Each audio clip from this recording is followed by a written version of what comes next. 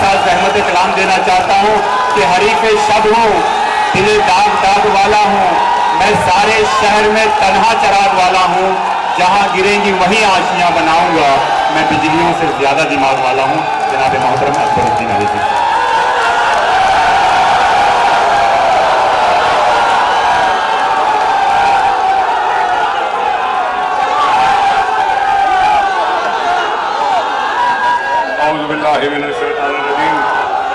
बिस्मिल्लाहिर्रहमानिर्रहीम। सैनशीन पर तशरीफ फरमा कायदीन मजलिस, उम्मीदवारान मजलिस इत्तेहादुल मुस्लिमीन, बुजुर्गों, नौजवान साथियों और मेरी इज्जत इमाम पर्दानशीन माँ और बहनों, हजरात, इंतखाबात का वक्त है और इंतखाबात में हर शहरी अपने वोट के जरिए अपने पसंद के उम्मीदवार का इंतखाब करता है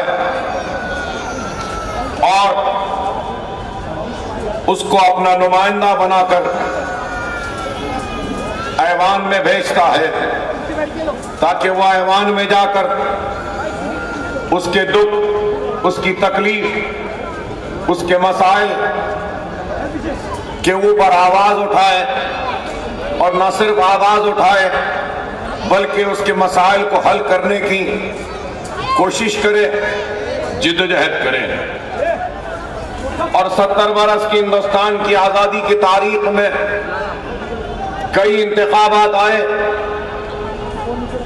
और कई सियासी जमातों को इख्तिदार मिला, तो कई गुमनाम शख्सियतों को नाम मिला, इज्जत मिली, पहचान मिली, दौलत मिली, शोहरत मिली, और कई खानदान जो गुमनामी में थे वो खुशहाली में आ गए, मशहूर मारूफ हो गए। और 70 बरस की इस तारीख में हिंदुस्तान की सियासत के इख्तिदार पर सबसे ज्यादा कांग्रेस पार्टी ने हुक्मरानी की, तो फिर उसके बाद दूसरे कई पार्टियां भी आई। और इस 70 बरस की तारीख में जब जब भी हमें आवाज दी गई, हमने हर एक का साथ दिया, इस तवक्को, इस उम्मीद के साथ कि ये लोग हमारे साथ के साथ इंसाफ करेंगे, हमको हमारा हक देंगे, हमारी गुर्बत को खत्म करेंगे, हमारी मुसीबत का खात्मा करेंगे, हमारी आबादियों व बस्तियों की हिफाजत करेंगे, हमारी इज्जत और इस्मत व आबरू की हिफाजत करेंगे, हमारे नौजवान बच्चों के मुस्तकबिल को रोशन करेंगे, हमारे बस्तियों की हालात को बेहतर करेंगे, हमारे बच्चों को पढ़ने के लिए मदरसे दस्तयाब कराएंगे, या हमारे बीमारों के इलाज के लिए दवाखाने बनाएंगे। लेकिन आज जो हालात हैं वो किसी से छुपे या छुपाए हुए नहीं हैं। आपके हालात आपके सामने हैं। आपकी तरक्की हो या आपकी खुशहाली हो या आपकी बदहाली हो या आपके जिंदगी की नाकामियां हो, ये सब कुछ मुझसे बेहतर आपके सामने है। लेकिन ये भी एक हकीकत है कि जब नेहरू ने आवाज दी तो हमने नेहरू का साथ दिया। नेहरू के बाद जब लाल बहादुर शास्त्री ने आवाज दी तो हमने लाल बहादुर शास्त्री का साथ दिया। लाल बहादुर शास्त्री के बाद जब इंदिरा गांधी ने आवाज दी तो हमने इंदिरा गांधी का साथ दिया। इंदिरा के बाद राजीव गांधी का साथ दिया। राजीव गांधी के बाद वीपी सिंह का साथ दिया। इंद्र कुमार गुजराल, चंद्रशेखर राव, चंद्रशेखर या फिर देवेगौड़ा हो, उन सब का साथ दिया। फिर उसके बाद राजीव गांधी के मौत के बाद जब कांग्रेस फिर सामने आई तो हमने अपने हमदर्दी का एहसास जताते हुए गांधी खानदान का साथ दिया तो नरसिम्हा राव के हाथ को भी मजबूत किया। लेकिन यही नरसिम्हा राव का हाथ था, इख्तिदार था, जो जिम्मेदार हुई बाबरी मस्जिद की शहादत के लिए। उस कांग्रेस की नाराजगी के बावजूद, बाबरी मस्जिद के शहादत के गुस्से के बावजूद सोनिया गांधी जब घर से निकली और सियासत में आई तो हमने सोनिया गांधी का भी इस्तेकबाल किया और बाबरी मस्जिद के शहादत के गम व गुस्से को वो भुलाकर हमने फिर से कांग्रेस का साथ दिया और उनको इख्तिदार थमाया। और इख्तिदार न सिर्फ दिल्ली का दिया बल्कि महाराष्ट्र में भी मुसलसल 15 बरस इख्तिदार उनको देते रहे।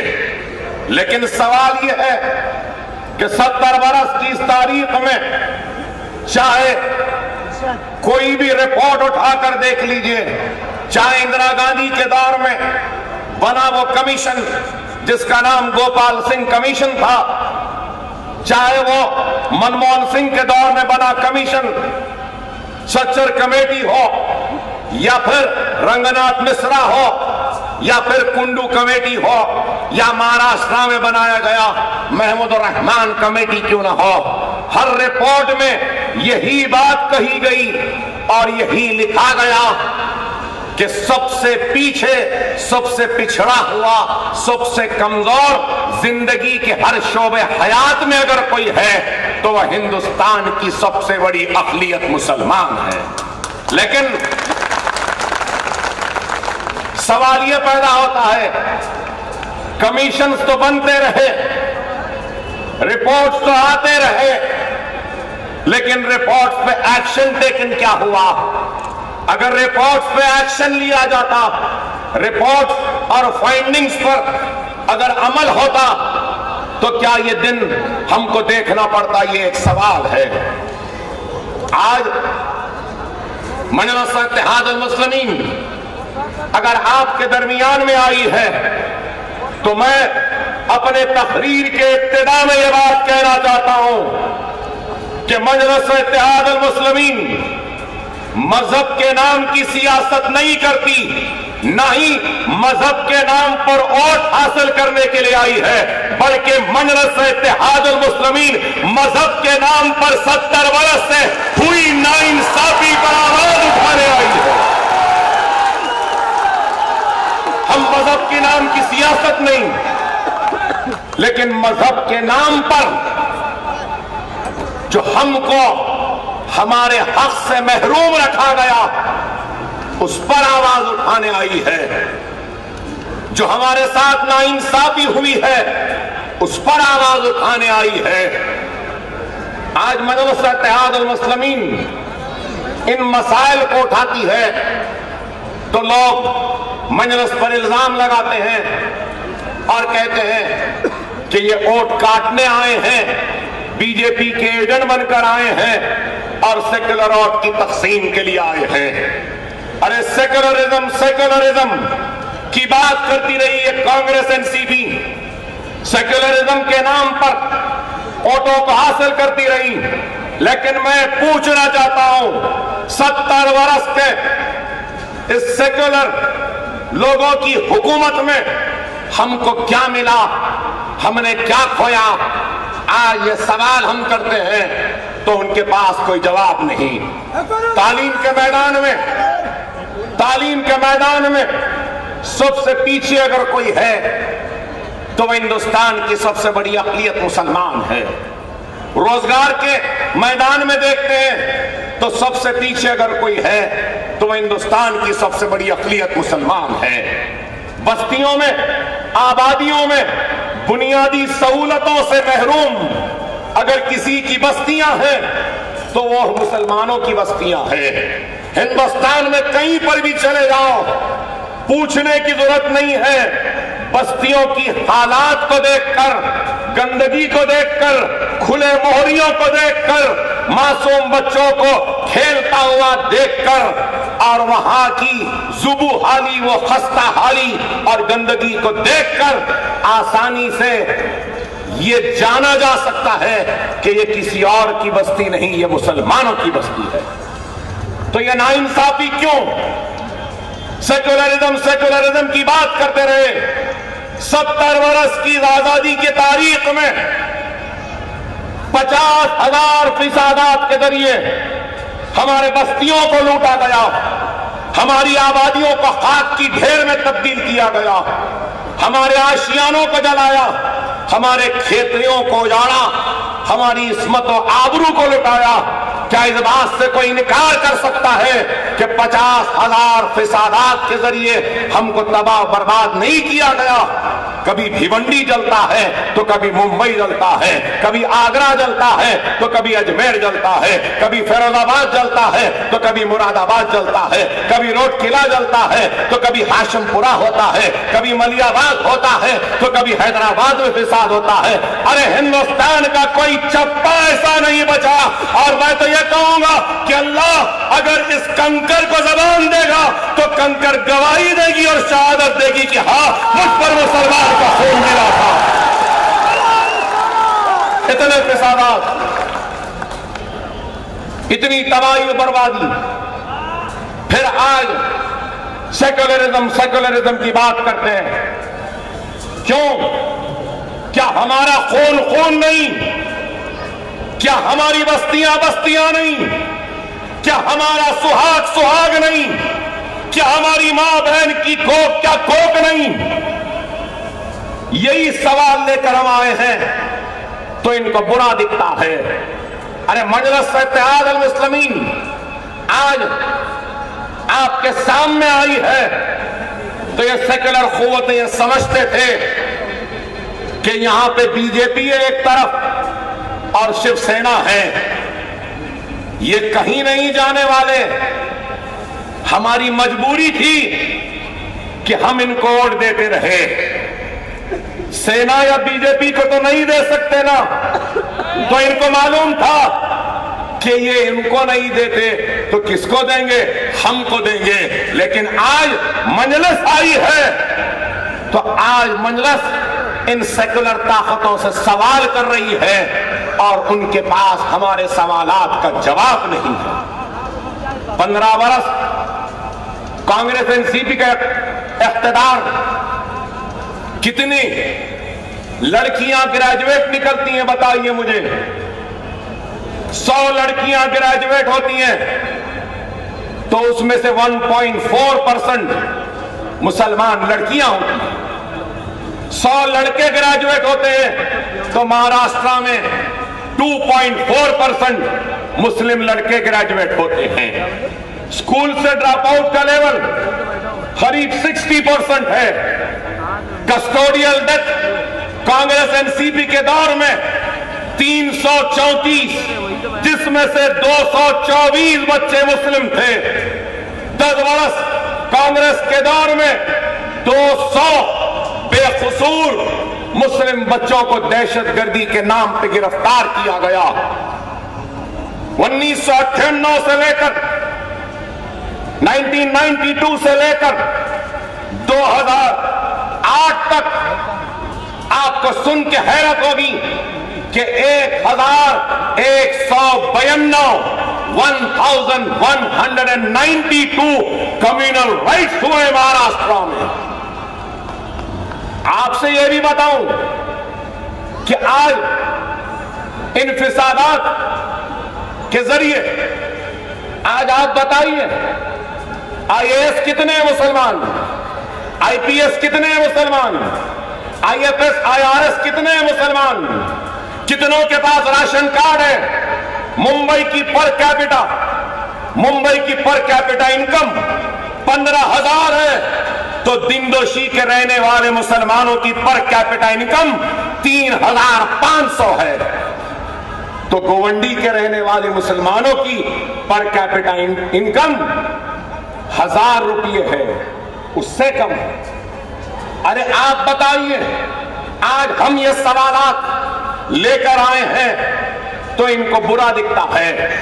औकाफी जायदादें 94,000 एकड़ की औकाफी जायदादें थी मुसलमानों की, जो वक्त की गई थी मुसलमानों की तालीमी और माशी पसमानदगी को दूर करने के लिए, मुस्लिम बेवाओं के लिए, मुस्लिम यतीमों के लिए, मुस्लिम गुरबा के लिए, मुस्लिम तालीम के लिए, क्या वो जमीनात बाकी रही?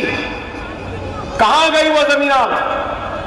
यही कांग्रेस एनसीपी के लोगों ने बेच खाया उन जमीनों को। अंबानी ने अपना महल खड़ा कर दिया तो किसकी जमीन पर? क्या अंबानी के बाप की जागीर थी जहां पे अंबानी का घर खड़ा है? नहीं, वो हमारे अल्लाह की अमानत थी। आज यही सवालात लेकर हम आए हैं तो इनको हम बुरे दिखते हैं। अरे हम अपना हक तलब करने आए हैं। हम भिखारी की तरह कटोरा लेकर भीख मांगने के लिए नहीं आए हैं। दस्तूर ने हमको बराबर का हक दिया है। जितना हक नरेंद्र मोदी का इस मुल्क पे उतना ही हक अकबरुद्दीन ओवैसी का भी इस मुल्क पे है। जितना हक इस मुल्क पर एक माथे पर तिलक लगाने वाले का है, उतना ही हक इस मुल्क पर सर पे टोपी पहनने और चेहरे पे दाढ़ी पालने वाले का भी हक है। यह मुल्क सिर्फ एक मजहब के मानने वालों का नहीं है। यह मुल्क हिंदू का है, मुसलमान का है, सिख का है, ईसाई का है, पारसी का है। ये मुल्क में कोई अव्वल दर्जे का शहरी या कोई दूसरे दर्जे का शहरी नहीं है, लेकिन आदाद और शुमार रिपोर्ट बताते हैं कि मुसलमान दूसरे दर्जे का शहरी हो गया। एक तरफ ऐसे लोग हैं जो हर लम्हा, हर रोज हम मुसलमानों से हमारे वफादारी का सर्टिफिकेट तलब करते हैं, तो दूसरी तरफ वो है जो सेक्युलरिज्म के नाम पर हमको डराते हैं, धमकाते हैं। तो आज आपको गौर करना होगा मेरे भाई कि आज हमारी हालात-ए-ज़ार क्यों है, किस वजह से है। अगर हमारी ये हालत के जिम्मेदार अगर कांग्रेस, एनसीपी या बीजेपी या सेना है, तो इस चीज को ना भूलो कि किसी कदर हम भी इस हालत के जिम्मेदार हैं। गैरों पे तनकीद करने से पहले हमको अपने गिरेबान में भी झांक कर देखना होगा कि हमारी क्या कमजोरी थी, हमारी क्या खामी थी, हम कहां चूक गए जिसकी वजह से हमारी ये हालत हो गई। सबसे पहले तो मैं कहूंगा कि सबसे बड़ी हमारी अगर कोई कमजोरी है तो वो हमारा इंतशार है। एक इधर जाता है तो दूसरा इधर जाता है, तीसरा इधर जाता है, चौथा उधर जाता है, पांचवां इधर, छठवां इधर, सातवां इधर, 10वां इधर, 12वां इधर, 15 इधर, सब इधर उधर के रास्ते पर अगर 25 के 25 मिल जाए और एक रास्ते पर चले तो खुदा की कसम कोई ताकत हमको शिकस्त नहीं दे सकती। आज आप तालियां मारते हैं, नारे लगाते हैं, शुक्रिया, लेकिन मैं आपके तालियों का मोहताज नहीं हूं, आपके नारों का मोहताज नहीं हूं। आज मुसलमानों को तालियों की जरूरत नहीं है, नारों की जरूरत नहीं है, जज्बाती तकारीर की जरूरत नहीं है। आज मुसलमानों को इत्तेहाद की जरूरत है और अमल की जरूरत है। अमल होना होगा। हमारे सफों में इंतशार है तो हमारे पास एक और कमजोरी है, बड़ी माफी के साथ कह रहा हूं। अकायद के झगड़े हैं, मसलक के झगड़े हैं, मकतब के झगड़े हैं। देवबंदी है तो कोई बरेलवी है। अरे याद रखो, जब दुश्मन का जर्ब लगता है और जब दुश्मन का हमला होता है तो वो ये नहीं देखता कि ये बरेलवी है या देवबंदी है, यही देखता है कि ये किसका नाम ले रहा है। खुदारा इस इख्तिलाफ को खत्म करो, इस झगड़े को खत्म करो। मैं अगर आज आया हूं तो वोटों की भीख मांगने नहीं आया हूं। अकबरुद्दीन ओवैसी जिंदगी में कभी भी वोट की भीख या वोट की खैरात नहीं मांगा है, ना आज मांगेगा।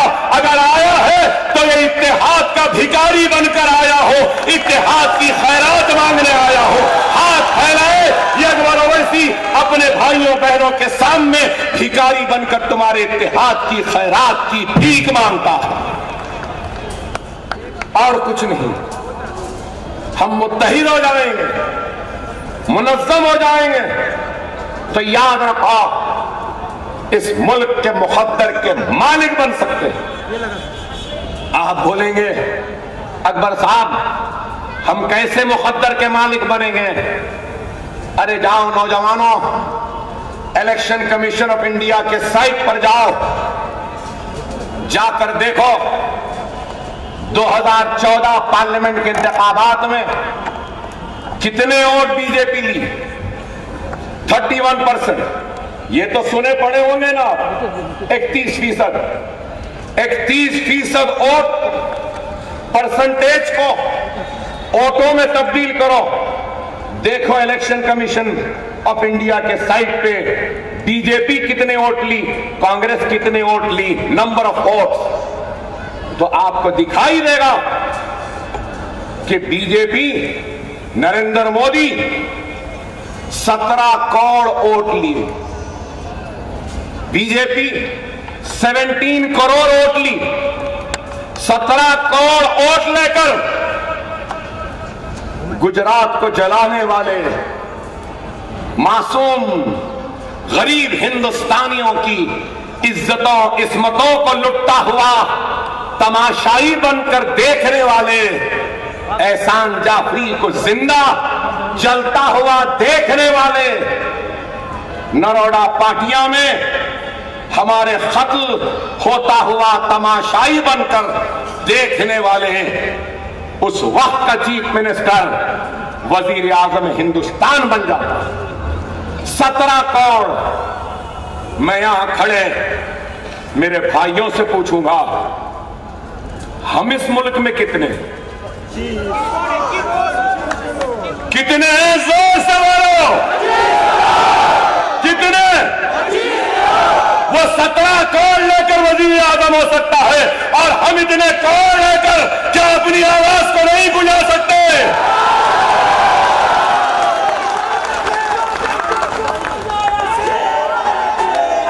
गौर करो मेरी बात पर, हम इतनी तादाद में हैं, लेकिन अफसोस महाराष्ट्र से एक भी हमारा रुकने पार्लियामेंट नहीं, कर्नाटक से नहीं, यूपी से नहीं।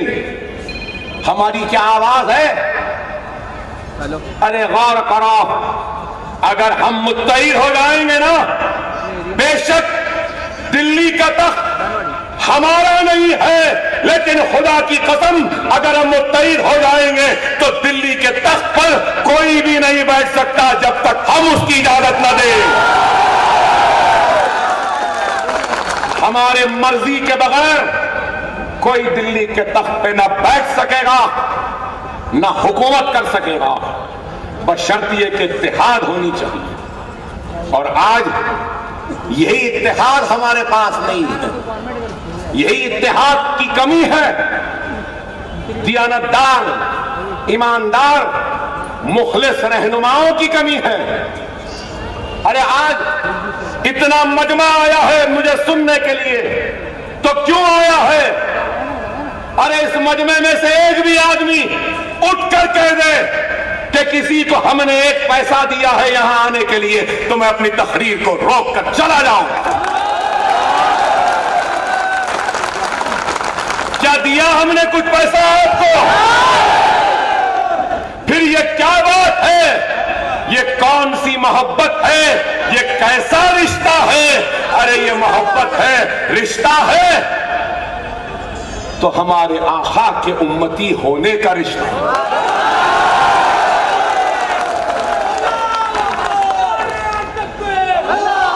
और हम यहां आए हैं, आप यहां मुझे सुनने आए हैं, तो क्यों आए हैं? इस वजह से आए हैं कि आप कांग्रेस से मायूस हो चुके हैं, नाराज हो चुके हैं, जान चुके हैं कि ये इस्तेमाल करते हैं, और आप एक उम्मीद को लेकर, एक आस को लेकर हमारे पास आए हैं कि किसी ने नहीं किया, कम से कम ये लोग तो करेंगे। हमको इस बात का एहसास है, मर जाएंगे, मिट जाएंगे, सूली पर लटक जाएंगे, लेकिन आपके इस उम्मीद को कभी मायूस होने नहीं देंगे। आपकी तवक्को पे पूरा उतरने की कोशिश करेंगे। हम भी नौजवान हैं, हमसे भी गलतियां हुई होंगी या आगे भी होंगी, लेकिन हमारी नीयत में कोई खोट नहीं है, हमारे जज्बे में कोई खोट नहीं है। अरे हम आज एक जज्बे के साथ आए हैं कि हार और जीत तो छोड़ो, अरे ये मजमा इस बात की गवाही दे रहा है कि हां, हम भी हैं इस शहर में। ये मजमा इस बात की गवाही दे रहा है कि बहुत रह चुके इस झंडे, उस झंडे, वो झंडे, ये झंडे में, अब हम हमारे हरे झंडे के साथ रहेंगे।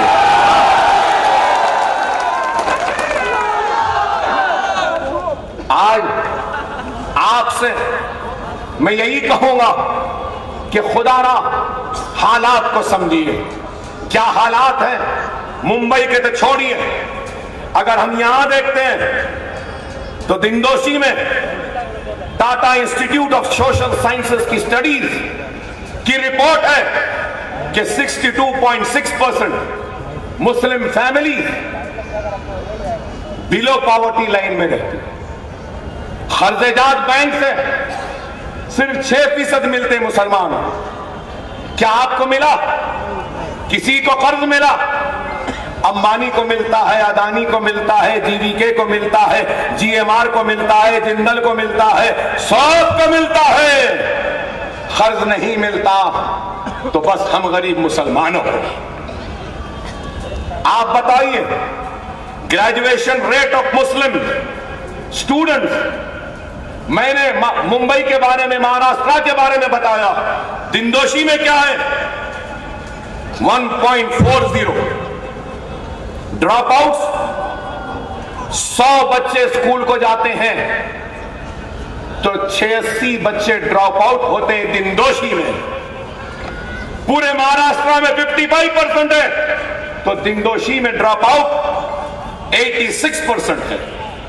सिचुएशन और भी तबाह बर्बाद है कि 47% of families in Dindoshi, a family of 5 members, एक घर में 5 है, अगर तो वो 5 दिंदोशी में 47% लोग एक कमरे में 5-5 लोग जिंदगी गुजारते हैं। ये रिपोर्ट, क्या हमको घर नहीं, क्या हाउसिंग स्कीम में घर नहीं मिलना चाहिए? आप और करिए कि क्या हाल है। 30% दिंदोशी एरिया के मुसलमान, ये लोग मखरूस हैं, कर्ज में हैं। कोई बैंक के कर्ज में नहीं है, छोटे छोटे साहूकारों के पास, वहां से कर्ज लेकर 30% के कर्ज में मखरूस है।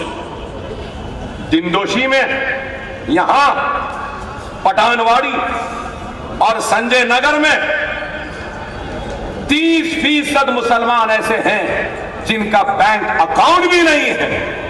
क्या सही है या गलत? इसमें बहुत से लोग होंगे जिनका बैंक अकाउंट भी नहीं है। अरे आप बताइए।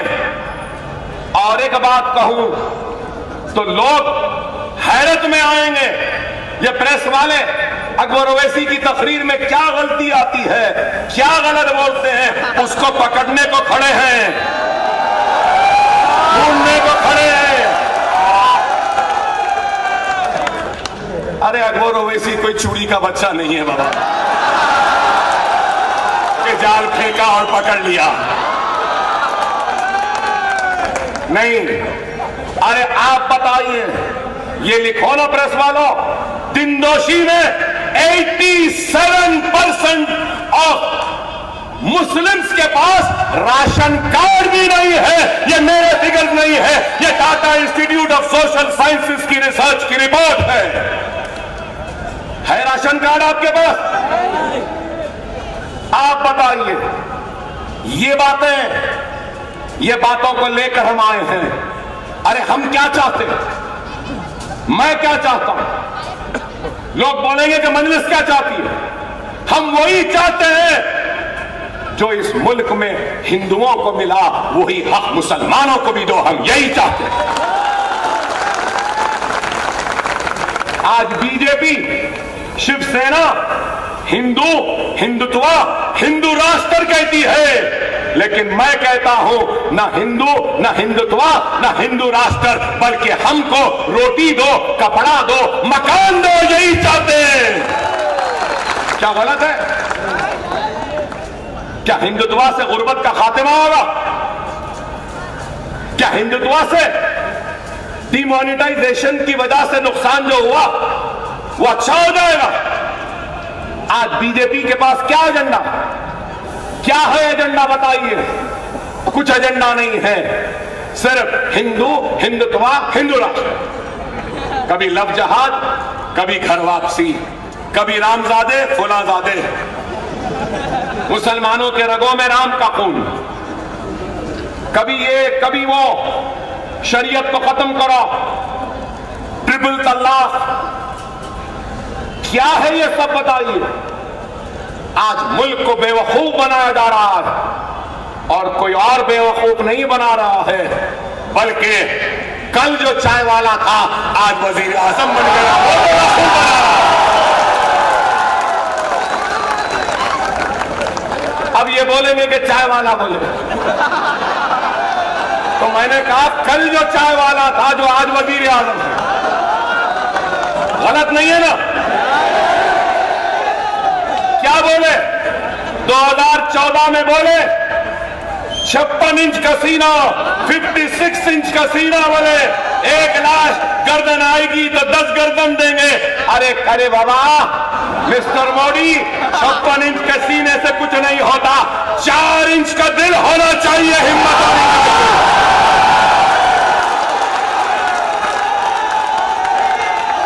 पाकिस्तान हमारे बहादुर सिपाहियों की जाने ले रहा है और हमारा वजीर आजम नवाज शरीफ से गले मिल रहा है, साड़ियां दे रहा है, उनके घर की शादी में शिरकत कर रहे हैं। वाह!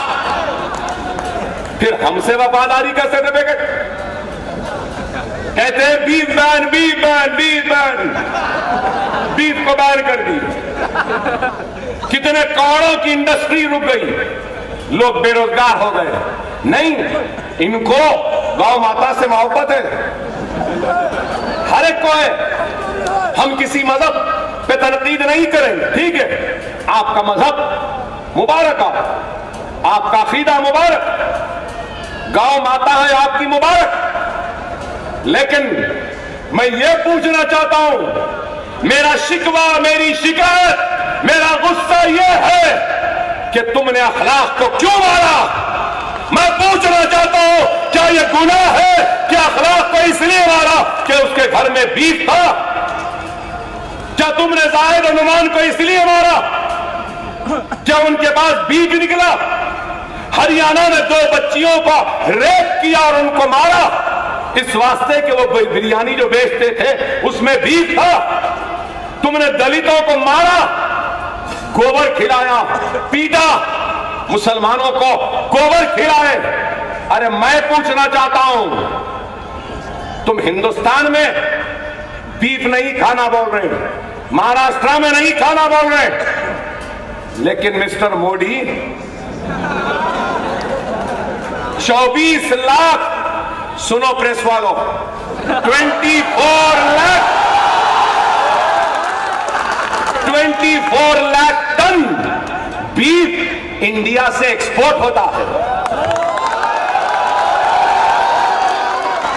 हिंदुस्तानी महाराष्ट्रन बीफ नहीं खाएगा, मगर मिस्टर मोदी दुनिया को खिलाएंगे। गौ रक्षक, ओ गौ रक्षक गाओ, आरएसएस के गौ रक्षकों, बजरंग दल के गौ रक्षकों, विश्व हिंदू परिषद के गौ रक्षकों, हमको गोबर खिला रहे ना। ये 24 लाख टन जो बीफ जा रहा है, इसका गोबर भी तो खिलाओ ना आरएसएस वालों को, बजरंग दल को, मोदी को।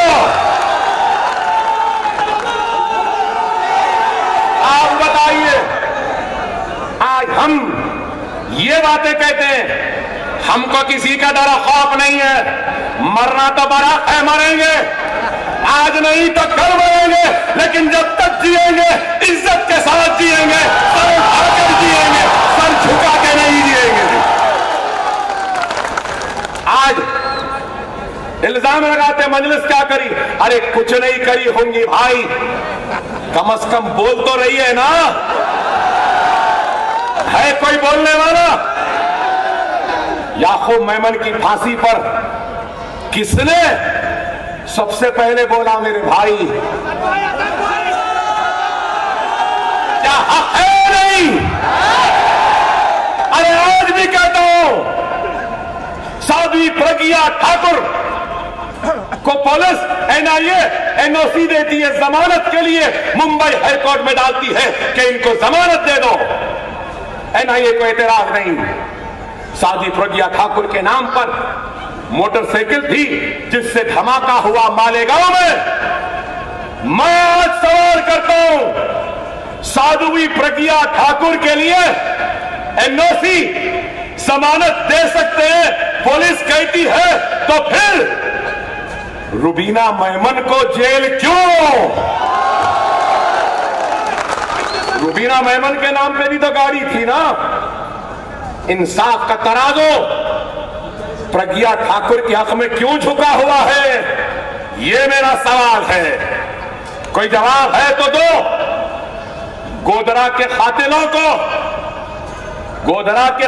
को फांसी की सजा, नरोड़ा पाटिया, गुलबर्ग सोसाइटी, सरदारपुरे के कातिलों को सजाए मौत नहीं होती, उम्र कैद। ये कौन सा इंसाफ का तकाजा है? अगर गोधरावाल के कातिलों को फांसी, तो एहसान जाफरी के कातिलों को भी फांसी होनी चाहिए, नरोड़ा पाटिया के कातिलों को भी फांसी होनी चाहिए। क्या गलत है मेरा मुतालबा? अच्छे दिन किसके अच्छे दिन आए? हम तो जैसे थे वैसे हैं। एक क्या, इस जैसे 10 मोदी नहीं आ गए तो हम हिलने वाले नहीं है, चलने वाले नहीं है। मगर अच्छे दिन किसके आए? अच्छे दिन गुजरात के वो जालिम 30 पुलिस वालों के अच्छे दिन आए, नरेंद्र अमीन के आए, वंजारा के आए, 30 पुलिस ऑफिसर जो गुजरात के कत्लेआम के जिम्मेदार थे, जो जेलों में थे, मोदी के प्राइम मिनिस्टर बनने के बाद जेलों से छूट गए। सिर्फ जेलों से नहीं छूटे, बल्कि बड़े बड़े ओहदों पे फिर से आ गए। क्या ये इंसाफ है? आप बताइए। और आज लोग कहते हैं मजलिस क्या करेगी? अरे भाई, किसी के कदम मनहूस होते हैं तो किसी के कदम बख्तावर अच्छे होते हैं। अकबर ओवैसी के कदम जब से महाराष्ट्र में पड़े, अपने घर से चप्पल उल्टे करके लाया था, उल्टी चप्पल यहां फेंक के गया। जब से आया हूं, ठाकरे और बीजेपी लड़ रहे हैं।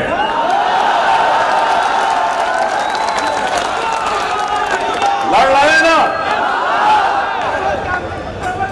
अरे यही बात ठाकरे ने कहा था, बाबरी मस्जिद को मेरे पैरों की ठोकर ने गिराया है। और देखो अल्लाह का क्या इंसाफ है। पहले ठाकरे घर टूट गया, एक तरफ राज चला गया तो दूसरी तरफ उद्धव चला गया। बड़ा नाज था मुंबई पर, बड़ा नाज था अपनी गुंडागर्दी पर, अपनी ताकत पर। अब मुंबई में अगर शिवसेना की ताकत है, फडणवीस की ताकत है, तो ऐ शिवसेना, ऐ बीजेपी, तुम ये ना भूलो हम हरे झंडे वालों की भी ताकत है मुंबई में। अब है, आज क्या है बताइए? 25 बरस से लूटते रहे, खाते रहे, बीएमसी में कितना खाए? 5,000 करोड़ रुपया सिर्फ नालों को साफ करने में लगाए और बोले कि साफ नहीं हुए, अभी 10,000 करोड़ की जरूरत है। कौन खाए? दोनों मिलके खाए। आज बोल रहे हैं एक्सटॉर्शनिस्ट है, ट्रांसपेरेंसी नहीं है। अरे कहां की एक्सटॉर्शनिस्ट, कह के डाकू, कहां की ट्रांसपेरेंसी? जब तक खाते रहे, मिलता रहा हिस्सा तो दोस्त थे, जब हिस्सा नहीं मिला तो दुश्मन हो गए। अरे मेरे भाई, आज मैं कहूंगा कि बड़ा सुनहरी मौका है। हिंदू, हिंदुत्व, हिंदू राष्ट्र कहने वाले ऐसे टूट के बिखर गए हैं। आज हम अपने इत्तेहाद के जरिए अपने नुमाइंदों को कामयाब कर सकते। अगर आज हम एक नहीं होंगे तो फिर आने वाली नस्ल हमको माफ नहीं करेगी। मैं जानता हूं यहां पे कई लोग हैं जो ये जानना चाहेंगे कि मजलिस क्या करेगी आने के बाद। मजलिस का भी एक 40 नुकाती प्रोग्राम है, कल अखबारात में आएगा। वक्त नहीं है मेरे पास, लेकिन मुख्तसरन से यही कहूंगा, सबसे पहले मजलिस अगर कुछ करेगी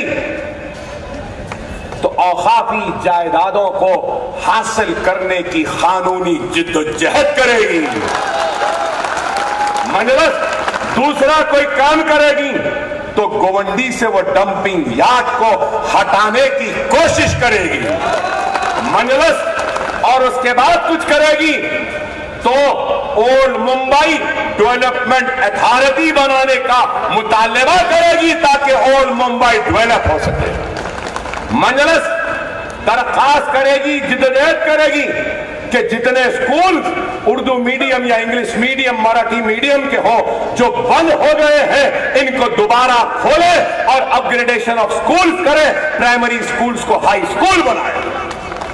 मजलिस आपके इस दिनदोशी में यहां पर कम्युनिटी हॉल बनाने की कोशिश करेगी, बीएमसी का हॉस्पिटल बनाने की कोशिश करेगी और वाटर ट्रीटमेंट प्लांट लगाकर पानी का जो सबसे बड़ा मसला है इसको हल करने की कोशिश करेगी।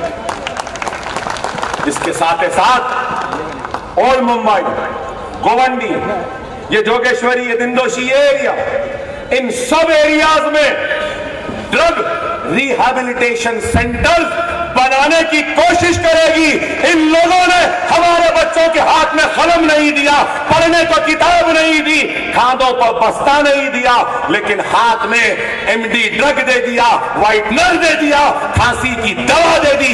हम उस लानत से हमारे नौजवान नस्ल को आजाद कराएंगे।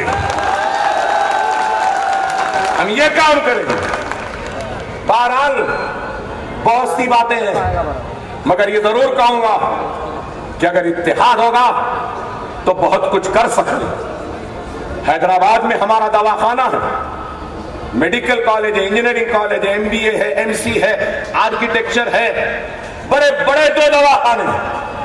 आपके लीलावती हॉस्पिटल भी छोटा है हमारे दवाखाने के सामने, और वो दवाखाना किसी रईसों का नहीं, गरीबों का है। 500 रुपये में डायलिसिस, 500 रुपये में सीटी स्कैन, 800 रुपये में जदगी, 3000 के पैकेज में सिजेरियन, एंजियोप्लास्टी, 20,000 में एंजियोग्राम, 5,000 में हार्ट का सर्जरी, हार्ट की सर्जरी, 65,000 में ब्रेन की सर्जरी, 70,000 में जनरल वार्ड गरीबों के लिए फ्री है हमारे दवाखानों में। क्या ऐसा काम यहां हुआ? क्या कांग्रेस एनसीपी वालों ने किया? खुदा मेरे भाई, अकायद के झगड़ों से निकलो, एक हो जाओ, इस मजमे में बहुत से लोग हैं जिनको अल्लाह ने नवाजा है दौलत से। खुदारा मेरी अपील है कि अगर हम सब बराबर से ज़कात निकाल लेंगे ना तो हमको किसी के मदद की जरूरत नहीं है। ज़कात निकाल लो। मुझे वोट नहीं देते तो मुझे कोई गिला, कोई शिकवा, कोई शिकायत नहीं होगी। लेकिन अकबर ओवैसी को सुनने हजारों का मजमा है। मैं इस मजमे में से कहूंगा, रोजाना आप अपनी जिंदगी में किसी ना किसी शौक पर कुछ पैसा खर्चते हैं ना। किसी को चाय की आदत है, होगी किसी को सिगरेट की आदत है, किसी को अच्छा खाने की आदत है, किसी को सिनेमा देखने की आदत होगी। बहरहाल हर एक को है। मैं सिर्फ यहां ठहरे मजमे से कहूंगा कि चाय पियो, जितनी पीना है पियो। जो अल्लाह जायज कहता है वो जायज काम जरूर करो। लेकिन जितना रोजाना आप चाय कितने में है यहां पे? 6 रुपये, 12 रुपये। तो बहुत लोग 12 की पीते हैं या 6 की पीते हैं? 6 की। और एक चाय तो नहीं पीते ना, 2 से 3 4 तो पीते ना। आप 4 चाय पीजिए 6 रुपये की, लेकिन उस 4 चाय के पैसों में से रोजाना 1 रुपया निकाल कर अपने मोहल्ले की मस्जिद में डाल दो। उस 1 रुपये से हम गरीब बच्ची की शादी कर सकते हैं, बेरोजगारों को रोजगार दे सकते हैं। हम अपनी कुल्फत, अपनी गुर्बत, अपनी मुसीबत को किसी और से नहीं, अपने ही रोजाना के शौक के पैसे से खत्म कर सकते हैं। नहीं मेरे भाई, मुझे ये नारा पसंद नहीं। ना मैं शेर हूं ना शेर आया है। अकबर ओवैसी मुंबई में से अपनी कौम, अपनी मिल्लत में से किसी नौजवानों को शेर बनाने आया है। बनना है शेर, बनना है शेर, बनना है ना। आसान है, आसान है, बहुत आसान है। क्या करना है मालूम? करोगे नौजवानों? वादा है करोगे ना? 5 वक्ता नमाजी बन जाओ। कुरान तर्जुमे से पढ़ो, सुन्नत पे अमल करो, बेवाओं की मदद करो, यतीमों के सर पर शफकत का हाथ रख लो। फिर देखो ये दुनिया तुमसे डरेगी और तुमको शेर कह के पुकारेगी। करोगे ना? वादा करे करना होगा। अब अज़ा होगी ईशा की, मस्जिद भरी होनी चाहिए तो मैं समझूंगा कि मेरी तकरीर, मेरा यहां आना कामयाब हो गया। खुदारा मुनज़्ज़म रहो, मुत्तहिद रहो। इत्तेहाद ताकत है, इंतशार मौत है। अरे आज किसी से डरने या घबराने की जरूरत नहीं है। आज ये कहते हैं कि हमको इस मुल्क से जाओ, अरे नहीं जाने वाले। ये मुल्क हमारा था, हमारा है, हमारा रहेगा। ये किसी की बाप की जागीर नहीं। नरेंद्र मोदी ने कहा कि मैं तो फकीर हूं, झोला उठाया चला जाऊंगा। ओहो क्या फकीर है भाई, 15 लाख का सूट पहनता है फकीर, रोजाना 3-3 8-8 जोड़े बदलता है फकीर। क्या फकीरी है? इसलिए तो लोग कहते हैं ना, डिमोनेटाइजेशन पे मेरा एक ही तबसरा, ओनली 1 रिएक्शन। वो रिएक्शन क्या है मालूम? एक बादशाह फकीर हो गया, एक फकीर है बादशाह हो गया। फकीर बादशाह जब हो गया और बादशाह फकीर हो गया तो उस फकीर बादशाह में फैसले में, जिंदगी में, उसकी फकीरी में बादशाहत नजर आती है। लेकिन एक फकीर जब बादशाह हो जाता है ना तो उसकी बादशाहत में भी फकीरी नजर आती है। यही है, इस वास्ते देख समझ के बनाना भाई।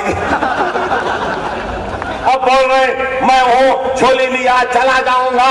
अरे जभी भी जाना है जाओ मिस्टर मोदी, लेकिन जाते जाते अपनी चाय की केतली, चाय की पत्ती, चाय का चूल्हा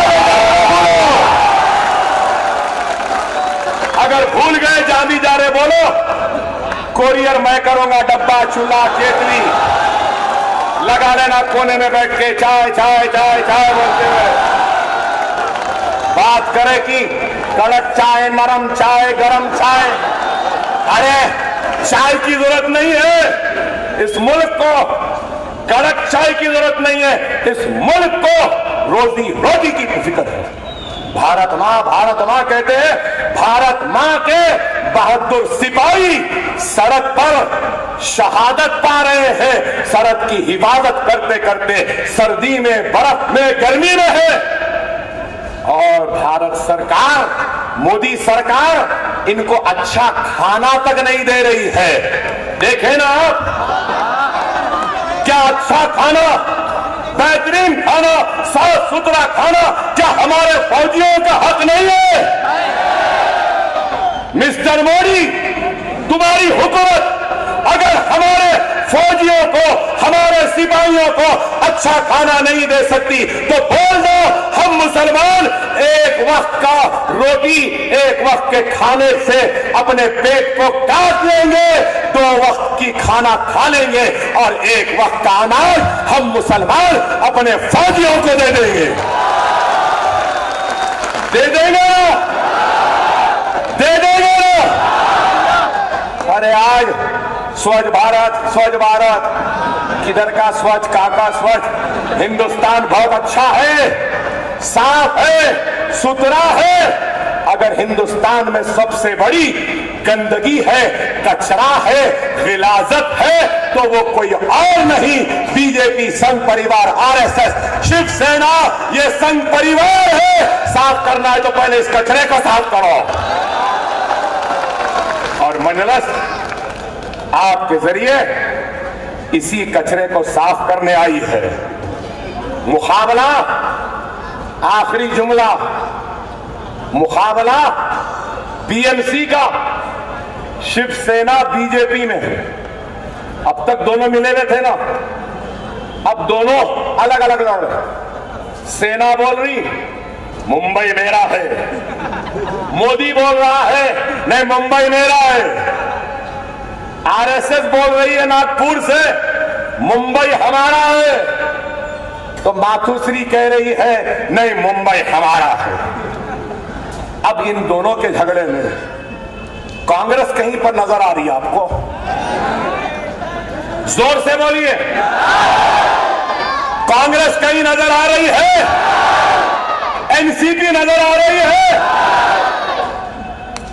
अब दोनों अगर जीत जाते हैं, और इस मजमे में जरूर कांग्रेस के चाहने वाले भी होंगे तो हम अब तक नहीं थे ना, उस वास्ते थे, उनकी कोई गलती नहीं है ना, मुझे उनसे कोई शिकायत है ना शिकवा।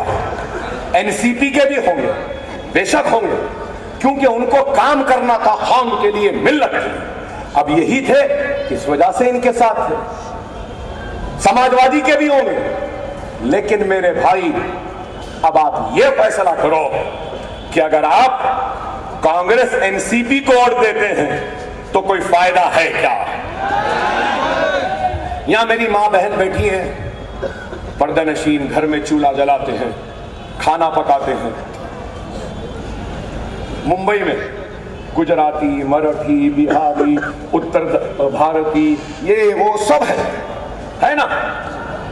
हमारी माँ बहन घर में फ्रूट सलाद भी बनाती, फ्रूट सलाद, उसमें फ्रूट्स होते ना, फ्रूट्स होते, सेब होते, संतरा होता, मौसम्बी होता है, चेरी होता है, ये वो सब होता है। और उसके बाद वो फ्रूट सलाद में मजा कब आता है? जब क्रीम मिल जाती है, सही है ना? क्रीम मिल जाती है, शक्कर मिल जाती है। तो कांग्रेस का हाल ऐसी था, इधर से सेब मिला, इधर से संतरा मिला, इधर से ये मौज मिला, इधर से वो मिला। उसके बाद मुसलमान का क्रीम लेके निकलते थे। ना सेब रहा, ना संतरा रहा, ना सेब रहा, ना संतरा रहा, ना मौसम्बी रही, ना मौज रहा। अगर आप वोट देंगे ना इनको, तोड़ बेकार होगा। अब ये मजमा क्या है? ये मजमा कह रहा है कि अकबर ओवैसी, हम तुझे एक मर्तबा वोट देकर देखें। सही है ना? मैं आपको यकीन दिलाता हूं कि आपके वोट की अहमियत को, आपके वोट के एहसान को, आपके वोट की कीमत को अकबरुद्दीन ओवैसी कभी भी फरामोश नहीं करेगा, नहीं करेगा, नहीं करेगा। आपके हक के लिए लड़ेगा, लड़ते रहेगा, और सिर्फ यहां नहीं, सारे महाराष्ट्र में लड़ता रहेगा।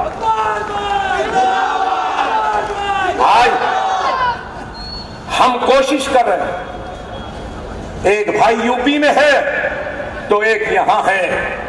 इतनी देर से मुखातिब हूं, इतना पसीना बह रहा है, तो मेरे भाई ये पसीना, ये चीख, ये पुकार, ये आवाज इज्जत के लिए नहीं, शौहरत के लिए नहीं, दौलत के लिए नहीं, सिर्फ और सिर्फ आपके हक के लिए है, आपकी शान के लिए है, आपकी शौकत के लिए है, आपकी अजमत के लिए है, आपके इम्तिहान के लिए है, आपके इंसाफ के लिए है। हम आपकी लड़ाई हम लड़ने के लिए आए हैं। अब लड़ाना या नहीं लड़ाना ये आपकी मर्जी है, आपका फैसला। हम तो हमारा हक अदा कर दिए। कल को मरूंगा, अल्लाह के सामने हाजिर होगा, तो अल्लाह जब पूछेगा कि अकबर ओवैसी बता, मैंने तुझे खिताबत के जादू से नवाजा था, अल्फाज के सैलाब से नवाजा था, जज्बे शहादत से नवाजा था, क्या तूने उसका हक अदा किया? तो मैं कहूंगा कि हाँ, मुझसे जो होता था मैंने कर दिया। अब आपको हक अदा करना है, मर्जी आपकी, फैसला आपका। मैं तो बड़ी जिम्मा हो चुका, बस एक जोरदार नारा लगाना है, जोरदार नारा लगाना। शिकवा है, शिकायत है, तकलीफ है, गम है, लेकिन फिर भी मुझे अपने हिंदुस्तान पे नाज है। हिंदुस्तान, हिंदुस्तान, हिंदुस्तान, नारे तकबीर, नारे तकबीर, नारे तकबीर। अल्लाह को तरक्की दे, अल्लाह हमारे बच्चों के इम्तिहानात में कामयाबी दे। हमारी बच्चियां घर में बैठी हैं, शादियां करवा दे। अल्लाह बीमारों को शिफाए कामिला अता कर दे। अल्लाह मजलिस को कामयाबी वो कामरानी अता फरमा। आखिर दावाना अल्हम्दुलिल्लाह रब्बिल आलमीन।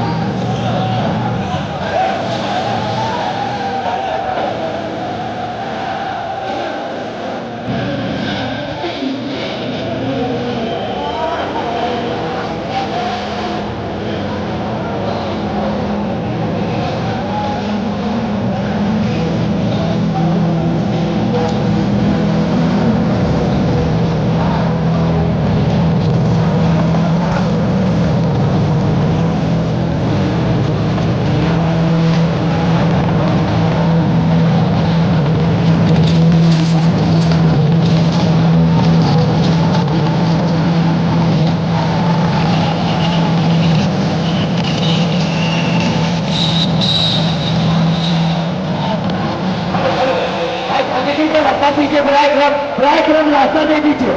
बीच में हंगामा कितने गए कार्यक्रम को रतीन साहब को रास्ता पे हल्कम हल्किसा मचा कार्यक्रम बनाए मेहरबानी कार्यक्रम रास्ता दे एक दूसरे को धक्के ना दे अभी भी मिलत को जाने के लिए रास्ता दे दीजिए। कार्यक्रम बीच रास्ते के अंदर ना ठहरे कार्यक्रम बनाए मेहरबानी आराम से लौटने में गुजारिश की जाती है कि गाड़ी को हल्की से पकड़े गाड़ी को हल्की से पकड़े बिल्कुल खाने के लिए रास्ता दे बिल्कुल हम के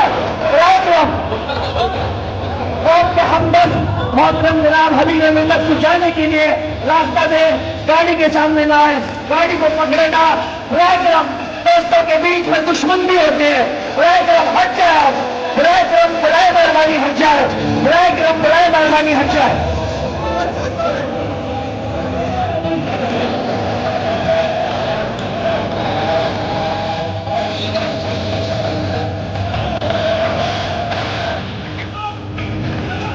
गाड़ी के सामने से हट जाए गाड़ियों को पकड़े ना और कार्यक्रम आराम से इत्मीनान से